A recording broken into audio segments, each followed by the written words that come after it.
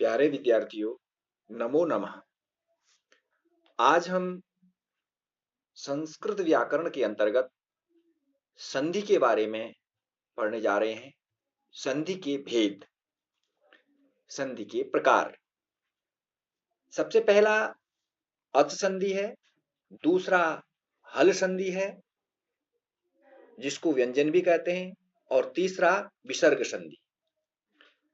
अच का मतलब स्वर से है, तो सबसे पहले हम इसी संधि को पढ़ने जा रहे हैं आज, जिसमें पहला नंबर है दीर्घ संधि, दूसरा इसके अंतर्गत गुण संधि, तीसरा वृद्धि संधि, चौथा यण संधि, पांचवा अयादि संधि। और पूर्व रूप, पर रूप, प्रकृति भाव भी आपके सामने हमारे पाठ्यक्रम में है। लेकिन जो मुख्य रूप से हमें जो जिन संधियों को पढ़ना है और जो हमारे संस्कृत और हिंदी में प्रयुक्त होती हैं, प्रायः इनका प्रयोग देखने को मिलता है, वो मुख्य रूप से उन पर हम चर्चा कर रहे हैं। सबसे पहले दीर्घ संधि। दीर्घ संधि का सूत्र है अकः सवर्णे दीर्घ। सवर्ण शब्द से आप अर्थ क्या लगाएंगे? सवर्णी यानी एक ही वर्ण के, एक ही घर के जैसे हम सदस्य होते हैं, वैसे ही सवर्णी जो वर्ण हैं, जैसे अ, आ, सवर्णी हो गई, और ई, ई, उ, ऊ, री, री, इस प्रकार से इनकी संधि कैसे होती है वो देखेंगे। इसका जो समझने की परिभाषा है उसको आप ध्यान देंगे। ह्रस्व या दीर्घ अ, ई, उ तथा री से परे उसी का सवर्णी ह्रस्व या दीर्घ अ, ई, उ, री होने पर दोनों के स्थान में दीर्घ वर्ण हो जाता है। अब इसको परिभाषा से थोड़ा सा उदाहरण की तरफ हम जाते हैं। अ या आ से परे, अ या आ बराबर आ। कैसे उदाहरण समझेंगे इसका?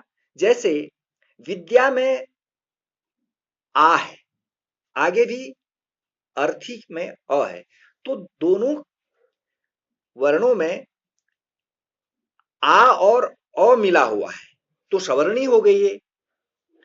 विद्या में आ, आगे अ, तो मिला करके क्या बना? विद्याधन अर्थी बराबर विद्यार्थी। ऐसे ही दूसरा उदाहरण है हिम धन आलय। हिम में म है, म में अ है, और आगे आलय है। अब अ और आ बराबर आ होगा। हिमालय, रत्न धन आकर, रत्न में न में अ है, आगे आ है। अ और आ बराबर भी आ होगा। रत्नाकर, कहीं पर आ और आ भी आ ही बनेगा, अ और अ बराबर भी आ ही बनेगा, और एक जगह अ दूसरी जगह आ है तब भी आ ही बनेगा। जैसे परमार्थ, परम धन अर्थ, चास्ति, च धन अस्ति, शिक्षार्थी, ईश्वराधीन, नास्ति। इनके अन्य उदाहरण इनसे मिलते जुलते हैं। अब ई और ई से परे, ई या ई होगा तो बड़ी ई हो जाएगा वो। जैसे गिरिधन ईश, गिरी में छोटी ई है, आगे बड़ी ई है, ह्रस्व ई और दीर्घ ई, जिसको हम सही तरीके से बोलेंगे तो गिरी ईश, गिरीश, दीर्घ ई। प्रतिधन ईक्षा, ह्रस्व ई, दीर्घ ई। यानी छोटी ई बड़ी ई, बड़ी ई बन जाएगी, दीर्घ ई बन जाएगी प्रतीक्षा। कवि धन इंद्र, कवि में ह्रस्व ई है और आगे भी इंद्र का ई है, ह्रस्व ई है। अब ह्रस्व ई बराबर दीर्घ ई बन जाएगा कवि धन इंद्र कवींद्र।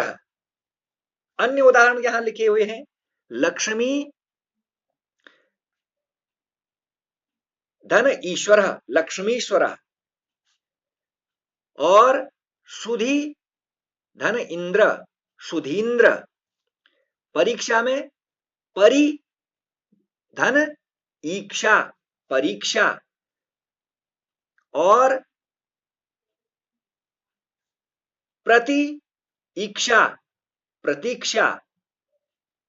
कवि धन ईशः कवीशः। इसी प्रकार से अब ऊ या ऊ से परे, ऊ या दीर्घ ऊ हो तो दीर्घ ऊ वहां पर बन जाएगा। जैसे भानुधन उदय, यहां दोनों जगह ह्रस्व ऊ है, दीर्घ ऊ बन जाएगा भानुधन उदय बराबर भानुदय। सुधन उक्तम, ह्रस्व ऊ है, आगे भी ह्रस्व ऊ है, तो दीर्घ ऊ बन जाएगा सूक्तम।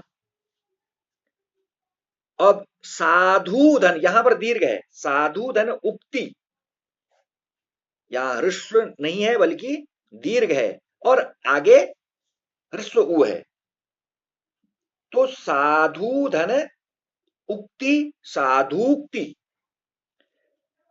अन्य उदाहरण आप देखेंगे, सिंधुर्मी, सिंधुधन उर्मी, लघुधन उर्मी लघुर्मी, और वधूधन उत्सव, इसमें वधूत्सव में क्या है, दीर्घ ऊ है और आगे ह्रस्व ऊ है, तो वधूत्सव हो जाएगा।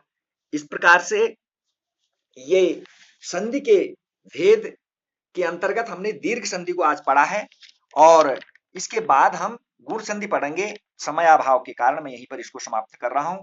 शायद संक्षेप में आपको समझा पाया हूं। आगे की वीडियो के लिए आप प्रतीक्षा करेंगे, जिसमें मैं आपको अगली संधि सुनाने जा रहा हूं, पढ़ाने जा रहा हूं गुण संधि। तब तक के लिए धन्यवाद।